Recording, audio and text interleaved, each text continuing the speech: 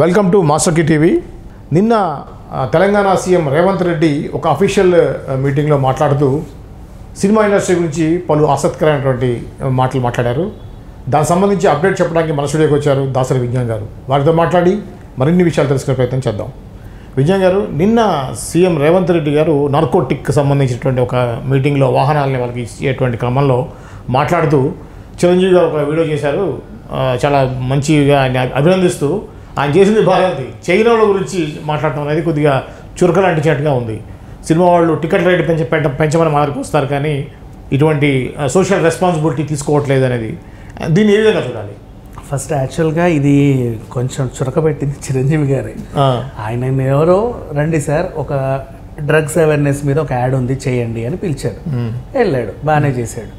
లాస్ట్కి చెక్ ఇస్తా ఉంటే ఏమన్నాడంటే, వద్దు బాబు చెక్ నాకు, మనం ఇదేదో అవేర్నెస్ ప్రోగ్రామ్ కదా, నాకు మంచి పేరు వస్తుంది, ఇట్లాంటి వాటి కూడా డబ్బులు తీసుకోవడం ఎందుకు, 10 మంది పిల్లలు బాగుపడే మంచి అంశం ఇది, యాంటీ డ్రగ్స్ మీద చేస్తున్నాము కాబట్టి నాకు వద్దు చిల్లరా అని చెప్పాడు. సరే బాగానే ఉంది. అక్కడ కారెక్కి ఇంటికి వచ్చేసాడు.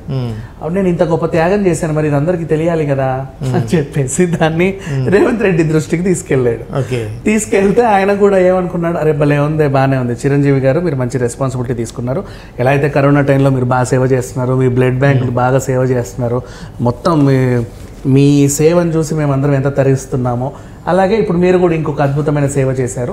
చాలా అద్భుతమైన విషయం ఇది, మీరు దాని రెమ్యునరేషన్ తీసుకోకపోవడం చాలా ప్రశంసనీయం. సో అలాగే నేను చెప్పబోయేది ఏమిటంటే, చిరంజీవి గారిని చూసి మీరు కూడా నేర్చుకోండి. కొత్త టాలీవుడ్ దర్శకులు, కొత్త నిర్మాతలు, స్టూడియో ఓనర్లు ఎవరైనా సరే మా దగ్గరికి రేట్లు పెంచండి, ఎక్స్ట్రా షోలు ఇచ్చుకుంటాం, అది చేస్తాం ఇది చేస్తాం అని చెప్పి పర్మిషన్ల కోసం వస్తున్నారు కదా, వచ్చేటప్పుడు 1 నిమిషం 2 నిమిషాలు నిడివిగల ఇట్లాంటి వీడియోలు ఏమైనా తీసుకురండి, యువతని చైతన్యపరుద్దాం. వాళ్ళందరూ ఈ మధ్య కాలంలో గంజాయి గల్లీ గల్లీలో ఉంది, ఎక్కడ చూడు దొరుకుతుంది, యూత్ పాడైపోతున్నారు, ఇంజక్షన్లు వేసుకుంటున్నారు, చిన్న పిల్లలు కూడా చాక్లెట్ల రూపంలో ఏవేవో తింటారు. మన కొల్లూరులో కూడా మనం ఒక ఇన్సిడెంట్ చూసాం.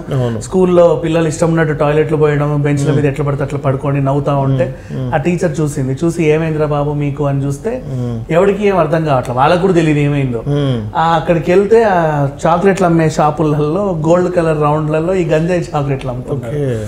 అది చూసి ఆవిడ ఫిర్యాదు చేయడం, అది సెన్సేషన్ అయ్యింది. నెక్స్ట్ ఆ తర్వాత మనకి ఇప్పుడు కాస్మెటిక్స్ కి హెంప్ ఆయిల్ దొరుకుతుంది.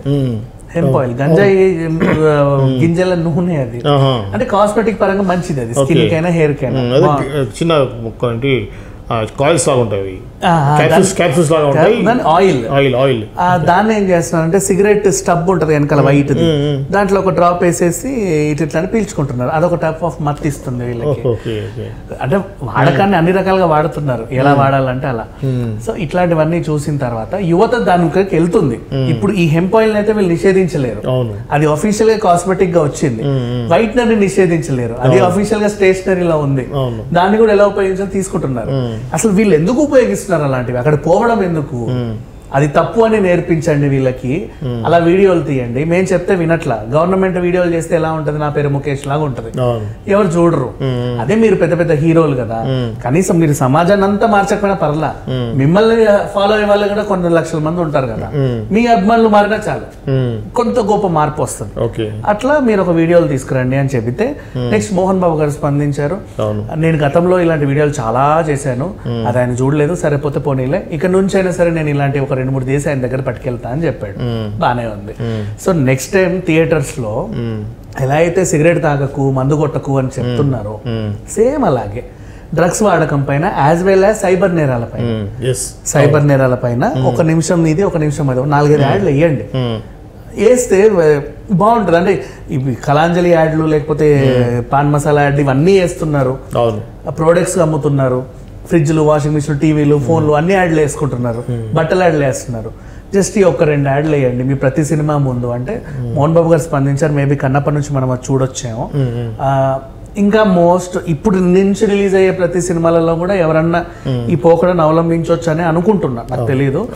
ఇక మీదట నెక్స్ట్ ఈ పీవీఆర్ సినిమాస్ కానీ, పీవీపీ కానీ, ఈ మూవీ టైమ్, ఈ మల్టీప్లెక్స్ లో ఉన్న ఈ ఫ్రాంచైజీలు, ఐనాక్స్లు, వీళ్ళు కూడా వాళ్ళ యాడ్స్ తో పాటు దీన్ని ప్రదర్శిస్తే ఏం ఒక మార్పు వస్తుందని ఆయన ఆశ.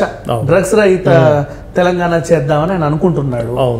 ఈ కోరిక ఒకటి కోరాడు, ఆయన దీనికి ఒక మెలిక కూడా పెట్టాడు. మీరు ఇక్కడ నుంచి నా దగ్గరికి ఏదన్నా పర్మిషన్ కోసం రావాలంటే నేను మీకు పర్మిషన్ ఇవ్వాలి అంటే మీరు సమాజానికి ఇచ్చేయండి, నేను మీకు వచ్చేస్తాను. ఓకే, అలా ఒక లిటుకు. ఓకే, అంటే ఇప్పుడు పాసిబిలిటీ ఉన్నవాళ్ళు ఓకే, మిగతా వాళ్ళు ఇది ఒక బర్డెన్ లాగా ఫీల్ అయ్యే అవకాశం ఉందా? ఏం బర్డెన్ సార్ ఇది, ఇంత ఇప్పుడు మన ఇద్దరమే కూర్చున్నాం, ఎలాగో వీడియో రికార్డ్ అవుతుంది, ఒక్క మాట అవును డ్రగ్స్ తీసుకోవడం చెడ్డది విషయము లేకపోతే ఇలా నాశనాలు అవుతున్నాయి ఒక మాట మాట్లాడితే తప్ప పెద్ద పెద్ద ఇష్యూ యూట్యూబ్ ఛానల్ కూడా ఇట్లా ఫోన్లలో వీడియో చేసేవాడు కూడా చేసి పెట్టుకోవచ్చు కదా వాళ్ళ వ్లాగ్స్ లో, తప్పేం లేదు, వాళ్ళ ఫాలోవర్స్ అన్న మారుతారు.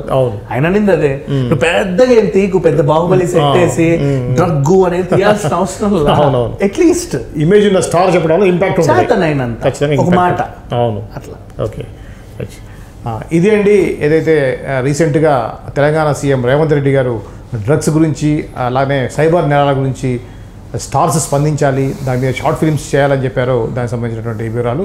మరో అంశంతో మళ్ళీ కలుద్దాం, అంతవరకు చూస్తూనే ఉండండి మాస్టర్ కీ టీవీ.